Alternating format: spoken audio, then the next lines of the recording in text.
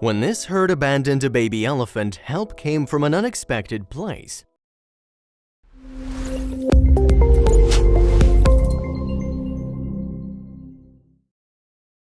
But before we start, please take a moment to give this video a like, subscribe to Happy World, and hit the bell so you'll never miss these great stories. For an animal like a baby elephant, your herd is your family. If one of you falls behind, they all wait to ensure the safety of the individual and the pack. Sadly, sometimes a desperate situation happens that forces the herd to take action just to survive.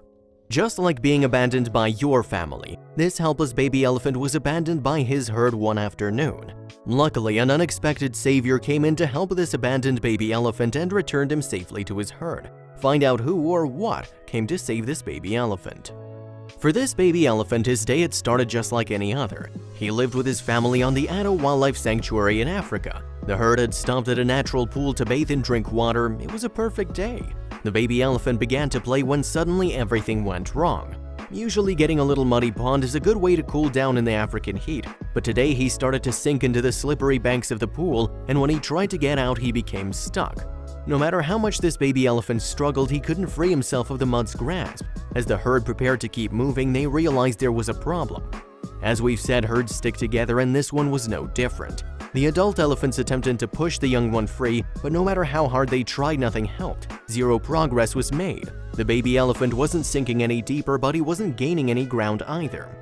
So far, only a few adult elephants had tried to free the baby. With no progress made, they started calling out the rest of the herd. Now, with all their power combined, surely they could save their young. Sadly, the baby remained stuck. He was in serious trouble and hope was starting to fade. It didn't help that in the distance, something else heard the elephant's desperate cries. It was moving fast towards the herd, but what exactly was it?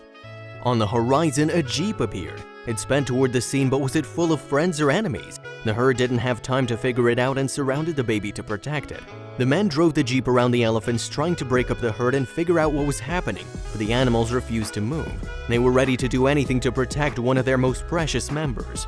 As the war of attrition between the elephants and the men in the jeep continued, a group of tourists began watching. They'd seen the elephants earlier and decided to keep their distance to be safe. Now they were witnessing an incredible story with an unpredictable ending. They knew it would be too dangerous to intervene, but couldn't turn their eyes away from the harrowing scene. Little did they know they would play a vital role later in our story. Just ahead, the herd makes a life-altering decision. What seemed like hours passed while the people in the jeep and the elephants faced off. Exhausted, the younger members of the herd began to flee, choosing their own safety over the babies. This forced the mature elephants to make a difficult decision. Would they abandon the baby elephant and join the fleeing members of the herd? The baby was still hopelessly trapped and running out of energy. The jeep wasn't running out of gas though, and whoever was driving it was determined to break up the herd to see what they were hiding.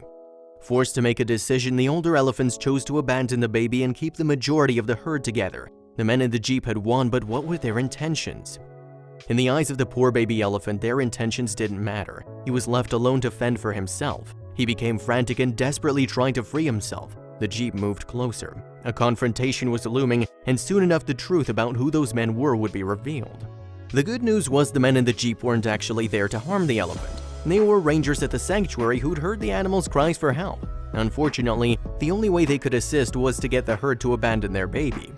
Now that it was their rescue mission, the rangers needed a plan. If the strength of an entire herd of elephants wasn't enough to free the baby, what could they possibly do to help? Can you guess what the rangers tried to do to help first? The rangers tried the simplest rescue plan first. One of them got into the water and tried to dig out the mud around the baby elephant's legs. As thick as the mud was, however, this proved impossible. Next, they tied a rope to the elephant's legs and tried to pull him out. While this could have worked, the young animal was still too heavy to be moved. Then, on the verge of giving up, the baby elephant miraculously began to free itself. The baby elephant, after hours of struggling, was finally able to free itself. Everyone was ecstatic. The rescue mission was a success. Then it dawned on everyone there was still one problem. Where did the herd go? The rangers knew they couldn't leave the baby alone while they searched for the herd. Their best option was to tie the elephant up, essentially trapping it for a second time while they went off to find its family. It might sound cruel that the rangers chose to tie the baby elephant up, but it was actually the safest and most humane action to take. They needed to find the herd and couldn't take the chance the baby elephant would run off on its own or attack one of them. Remember, while these elephants were safe in the Addo Wildlife Sanctuary, they were still wild animals. and this elephant in particular had just been through a traumatic experience. It wasn't an easy decision for the rangers to make, but they knew it was the right one. It wasn't long before the rangers realized something else was wrong. As you can probably guess, the baby elephant wasn't very happy with being tied up moments after being freed. He lashed out and used all his remaining strength to try and break his bonds. If he was older and bigger, he probably would have been strong enough. Today, however, size mattered. Try as he might, he wasn't going anywhere. His fate was now in the hands of the rangers, even though he didn't trust them yet. This was easily the worst day this baby elephant had ever experienced, and if the rangers didn't reunite him with his herd soon, it would only get worse. Elephants, like humans, can suffer from PTSD, and this poor animal was a prime candidate. According to transspecies psychologist Gabe Bradshaw, you've sustained psychological trauma, but without any of the traditional healing structures of the elephant family and culture. All this baby had was the rangers who'd saved him. Realizing there was nothing he could do, he finally calmed down. Part of the reason elephants can be affected so profoundly by trauma is because they experience emotions similar to humans. As Bradshaw puts it, elephants and humans really share the same processes that govern emotion, cognition, and consciousness. We don't know if the rangers were aware of this, but that didn't change the urgency of the situation. Night was coming, and the last thing they could handle would be watching over the baby all night. Of course, they would if it was necessary. The next big step for the rangers in their reunion mission was to gain the baby elephant's trust. After so much time struggling in the African heat, they realized the baby was probably dehydrated. One of the rangers grabbed a mini pool and filled it with water. When it was close enough to the elephant, he reacted instantly. Without hesitation, the baby elephant's trunk was in the water and he was drinking with glee. For the moment, a truce had been reached between the rangers and the animal. Now hydrated, keep going to learn how the rangers finished their surprising rescue mission. With water at his disposal, the baby elephant was finally able to take care of himself. Not only did he drink until he was no longer thirsty, but he also sprayed himself cool and clean. The cold water on his back was the perfect way to fend off the heat of the sun. Now that his mood was better, one of the rangers was even able to get a closer look at him. It was vital to make sure this elephant was healthy after the stress-filled day. For the moment, everything seemed calm. The baby elephant was drinking, splashing, and bathing himself. The rangers were overwhelmed with relief, even if the job wasn't done. As the day continued to pass, they noticed that anytime the baby elephant heard a noise, he looked around. The baby elephant might have been healthy, but it became clear he wasn't happy. He missed his family. Every noise could be them calling out for him. It's possible that even though the rangers ran them off, that they were still looking for him. Amazingly, the next sound the baby elephant heard was the one he'd been waiting for all day. His herd was calling for him. He once again tried to break free of the ropes that kept him trapped. The herd was close, but it still would have been too dangerous for the rangers to let the baby loose to find them himself. Soon the baby elephant would be reunited with his family, leaving our story with a happiest ending. First, though, they still needed to find where the herd call was coming from. Remember how we told you there were tourists watching everything happen? They knew where the baby elephant's herd was and tipped the rangers off to their location. Turns out they were back near the watering hole, right where the whole misadventure began. With a location in mind, it was now up to the rangers to lead the baby back to its herd. Again, they wanted to keep it safe, and going along this journey with it was the only way to ensure that.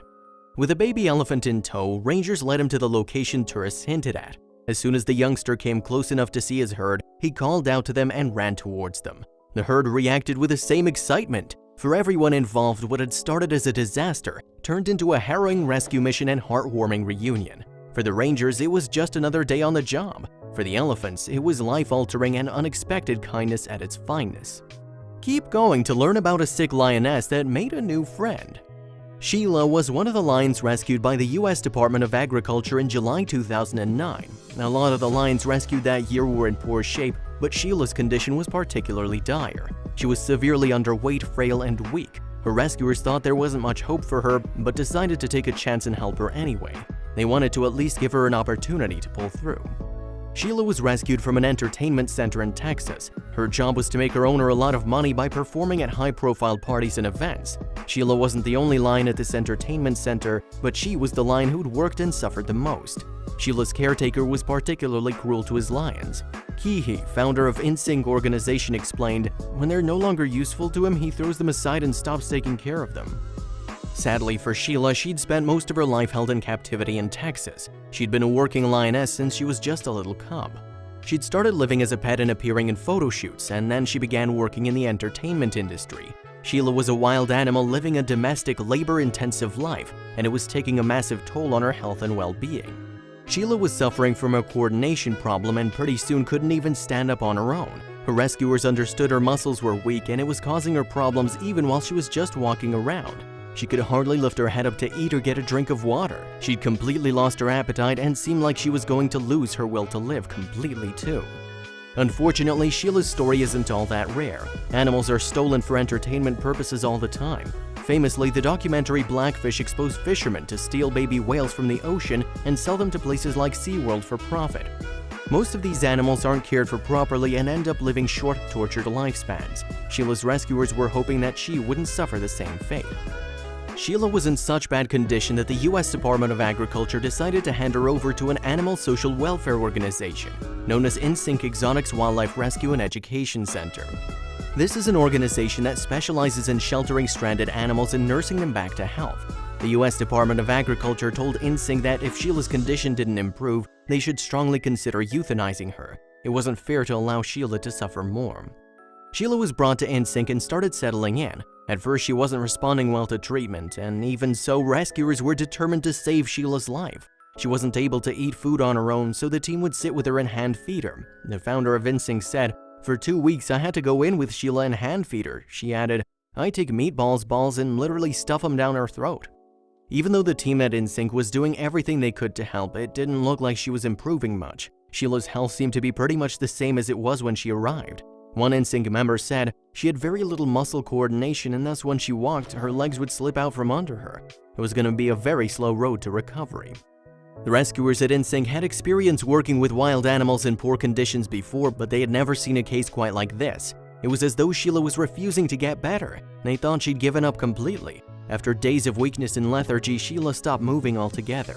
She'd throw up whatever she ate and it seemed like her health was getting worse. This put the rescuers in a really tough position. The team at InSync was at a total loss. They were doing everything they could to help Sheila, but nothing seemed to be working. After a few weeks of tireless work, they decided to consider the USDA's advice of euthanizing this big cat. Sheila's life had become painful and difficult. The team had to face the fact that the most merciful thing to do was give Sheila a peaceful end to life. The team really didn't want to lose Sheila. She was a beautiful animal who'd spent most of her life in captivity. They wanted to give her a chance to enjoy the life she had left. Sheila wasn't like the other lions. Her fur was very blonde, which made her stand out from other big cats.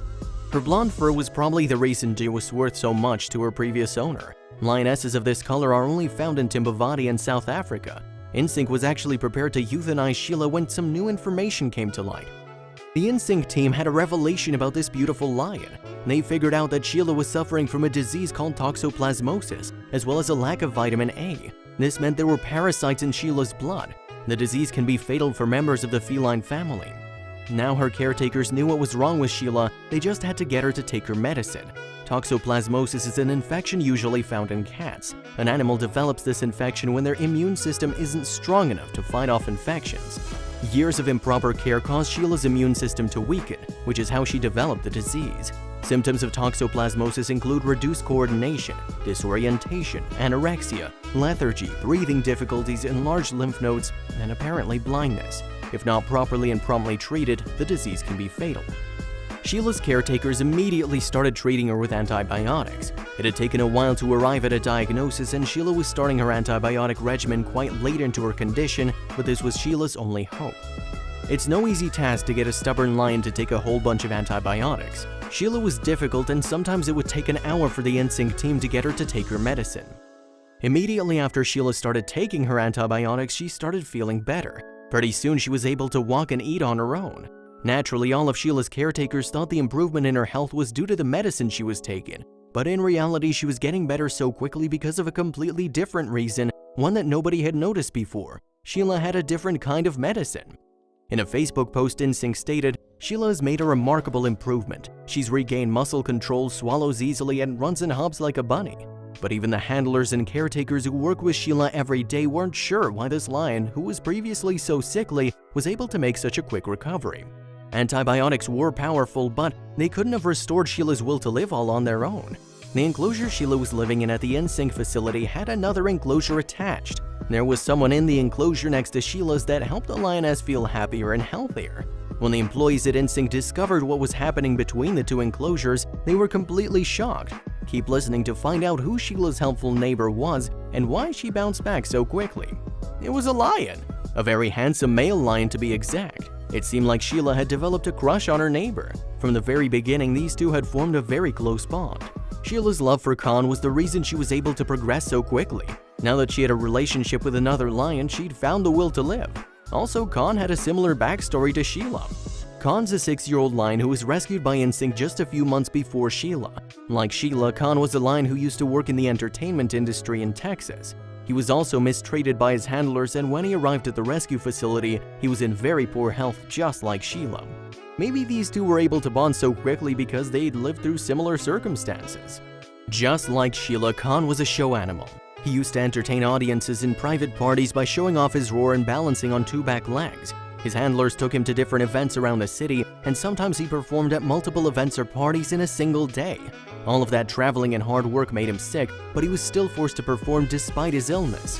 When Khan was finally rescued by the NSYNC team, he was in horrible condition. He was malnourished and weighed about 100 pounds less than the average lion his age. He'd been beaten and overworked by his owner. He was forced to live in a tiny cage that stunted his growth and compromised his bones. He became so frustrated with his living conditions that he did something totally unexpected. Because of the way he was treated and how he was forced to live, Khan the lion chewed his own tail off out of boredom and frustration. The tip of his tail had become raw and completely swollen. Had he not been rescued in time, he would have developed an infection and died. Kihi explained, when Khan came, the end of his tail was completely chewed off and he was very thin. Khan also suffered from bone problems that made it difficult for him to walk. Khan was very aggressive when he first came to the rescue center. It was very difficult for the NSYNC team to interact with him and to help him. Because he was underfed when he was living with his previous owner, he was very aggressive when it came to feeding time. In many ways, Khan was a very dangerous lion. Workers had to use extreme care when feeding or treating him. Khan was a fighter, and unlike Sheila, he never lost his will to live. He was able to recover quickly, and soon, this aggressive beast turned into a calm and relaxed animal. Khan fit right in with the other lions at the rescue center, and he seemed to really enjoy his new life in retirement. His aggression was mostly an effect of his health issues, and now that his health issues are resolved, he's much less aggressive. Khan felt right at home at the NSYNC Rescue Center. He became so good-natured that the workers at the center were able to build him some cinder block stairs so he could get into the den in his enclosure more easily. Now he had a lot more room to stretch out and relax. This place was a lot different from the small cage Khan used to grow up in. Now Khan just needed a friend to play with. Lions are very social creatures who tend to live in packs called prides, which is why it's especially upsetting that both Khan and Sheila were isolated from other lions for so long. As soon as Khan and Sheila were placed next to each other, they immediately developed a friendship. This friendship was the key to Sheila's recovery. Khan's fighting spirit was starting to rub off on her. Both of these wild cats had gone through the same kind of tragedy. However, the situations both were a little different. The NSYNC founder explained it was easy to treat him and get him comfortable with his new surroundings. Sheila, on the other hand, was in very bad shape. Sheila was almost dead. Even though these lions had both been through a lot of trauma, their different personalities caused them to respond to it differently. Kihi opened up about the improving condition of both of them. As time went by, they both healed and grew into beautifully grown lions. She continued, in the meanwhile, we'd finished our new lion enclosure. The way it was designed would have Khan and Sheila living next door to each other. These two were taking the right step in their relationship. Who knows what the pairing could do? Khan and Sheila's friendship developed into something more than a friendship, and the two would spend a lot of time playing with each other. Kihi said, Sheila spent the next few months showing off for Khan, and Khan strutted his stuff for her. These two lions clearly had some kind of love for each other. That is, if you believe that lions can fall in love. Have you seen The Lion King? They definitely can. The workers at NSYNC saw that these two lions were clearly affectionate towards each other.